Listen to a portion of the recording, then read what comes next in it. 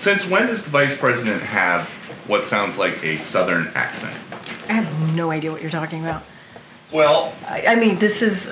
She was talking about unions in Detroit using one tone of voice. Is this something that same you think... line. Okay, Peter. That she used the same line in Pittsburgh, and it sounded like she at least had some kind of a Southern drawl. I mean, do you hear the question that you're... I mean, do you think Americans seriously think that this is an important question? They care... You know what they care about? They care about the economy.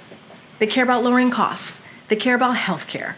That's what Americans care about. So that's what they want to hear. This is something... They care about... Your colleague just asked me about... What basically we talked about, went back and forth about democracy and freedom. That's what they care about. I'm not even going to entertain some question about the president. It's just... Hearing it sounds so ridiculous. Well, but hearing it is... The question, I'm talking about the questions, is just insane. Is that how she talks in meetings here? I'm just... Peter, we're moving on. We're so moving on. Go ahead, Anita. Let's just get through the next 64 days. So, friends, 64 days until the most election of our lives. You better thank a union member for sick leave. You better thank a union member for paid leave. You better thank a union member for vacation time. Thank unions for sick leave. Thank unions for paid family leave. Thank unions for your vacation time. Now, to be clear, we have seen grocery prices come down over the past year or more, and so that is important. And a lot of that is the work that's been done from this administration. The president was the last person to face Donald Trump on the debate stage. Vice President Harris will be doing so in a week. Has President Biden shared any pointers or advice to the vice president?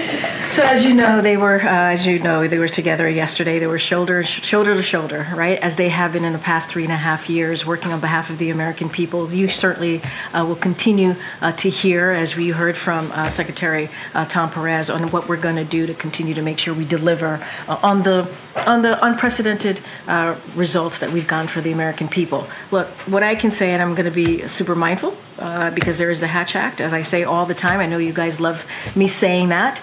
The best choice, this is the president that said this, the best choice that he's ever made is to pick the vice president as his running mate. And so he is certainly very proud of the vice president and has been has seen her as a critical partner over the last 3.5 years. They talk regularly. They talk very much regularly. You saw them yesterday, and they certainly stay in touch. I just don't have anything beyond that to share. What did the president mean when he said Israeli Prime Minister Benjamin Netanyahu wasn't doing enough to reach a hostage and ceasefire deal? So here's what I'll say. He was asked a question by your colleague, a direct question, and he answered it. What I will say, I think more broadly, which is important to note, and the president said this in his statement over the weekend, is that make no mistake about it, Hamas leaders are going to pay for these crimes. And he and his team, for sure, will keep working around the clock to get this hostage deal done.